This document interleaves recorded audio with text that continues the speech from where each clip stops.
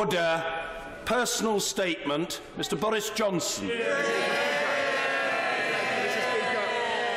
Thank you, Mr. Speaker, for granting me the opportunity to pay tribute to the men and women of the Foreign and Commonwealth Office who have done an outstanding job over the last 2 years.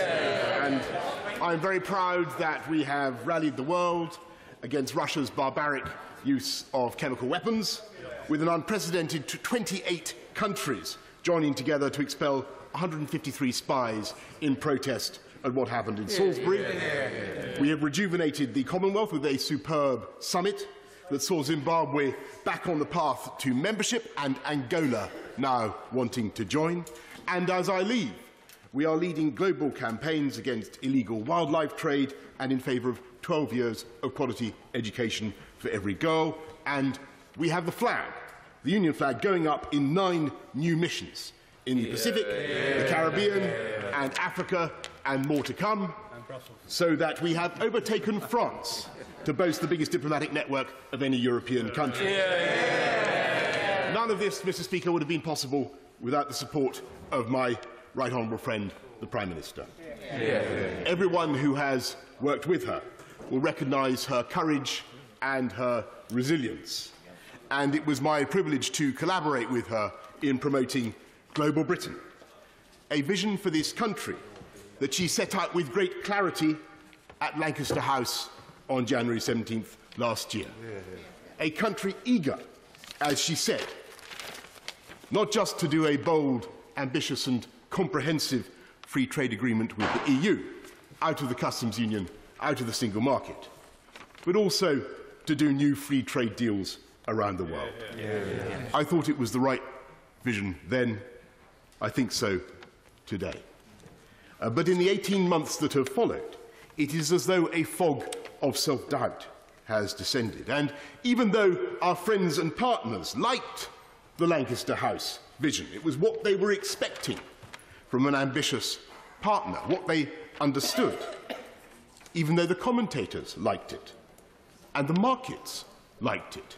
My right honourable friend, the Chancellor, I'm sure observed, the pound soared. We never actually turned that vision into a negotiating position in Brussels, and we never made it into a negotiating offer. Instead, we dithered, and we burned through our negotiating capital. We agreed to hand over a £40 billion exit fee with no discussion of our future economic relationship. We accepted the jurisdiction of the European Court over key aspects of the withdrawal agreement.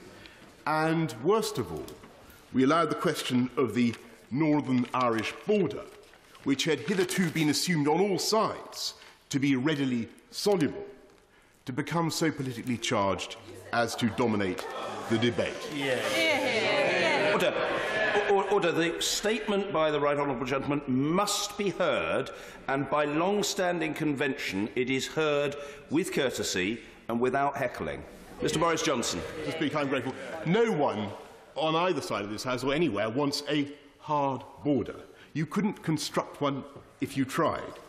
But there certainly can be different rules north and south of the border to reflect the fact that there are 2 different jurisdictions. In fact, there already are. There can be checks away from the border and technical solutions, as the Prime Minister rightly described at Mansion House. In fact, there already are. But when I and other colleagues, and I single out my right honourable friend, the Honourable Member for Horton, Price and Howden, proposed further technical solutions to make customs and regulatory checks remotely, those proposals were never even properly examined, as if such solutions had become intellectually undesirable in the context of the argument.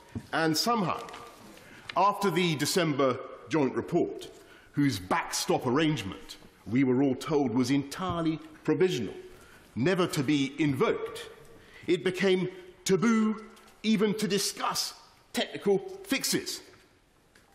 So, Mr. Speaker, after 18 months of stealthy retreat, we have come from the bright certainties of Lancaster House to the Chequers Agreement, and you put them side by side.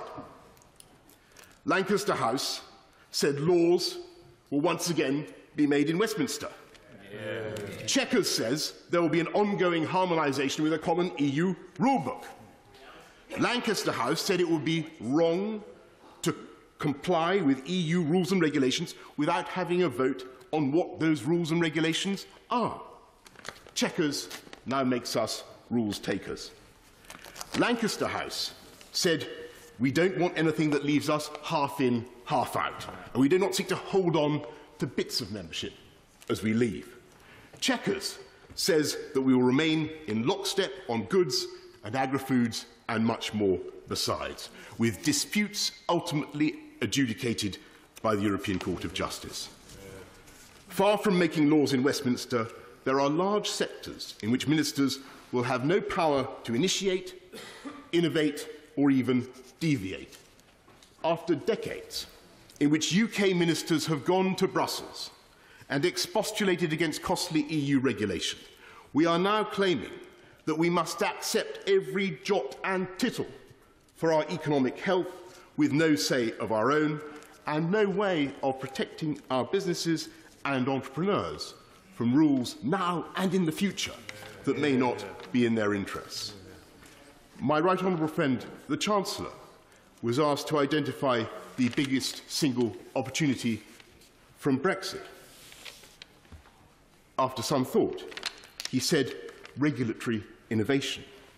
Well, there may be some regulatory innovation post-Brexit, but it won't be, alas, coming from the UK, and certainly not in those areas. We are volunteering for economic vassalage, not just in goods and agri-foods, but we will be forced to match EU arrangements on the environment and social affairs and much else besides. And of course, we all want high standards, but it is hard to see, I say to my honourable friends, it is hard to see how the Conservative government of the 1980s could have done its vital supply-side reforms with those freedoms taken away. And the result of accepting the EU's rulebooks and of our proposals for a fantastical Heath-Robinson customs arrangement is that we have much less scope to do free trade deals, as the Chequers paper actually acknowledges, and which we should all, frankly, acknowledge. Because otherwise, if we pretend otherwise, we continue to make the fatal mistake of underestimating the intelligence of the public, saying one thing to the EU about what we are doing, and then saying another thing to the electorate. And given that in important ways, this is Bino or Brino or Brexit in name only, I'm of course unable to accept it, as I said, or to support it, as I said in the Cabinet session at Chequers. And I'm happy now to speak out against it and to be able to do so. Mr. Speaker, it is not too late to save Brexit. We have time in these negotiations. We have changed tack once, and we can change again.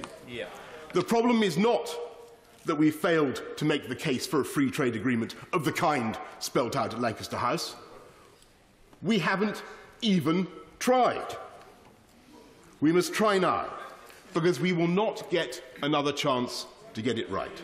And it is absolute nonsense to imagine, as I fear some of my colleagues do, that we can somehow afford to make a botched treaty now and then break and reset the bone later on.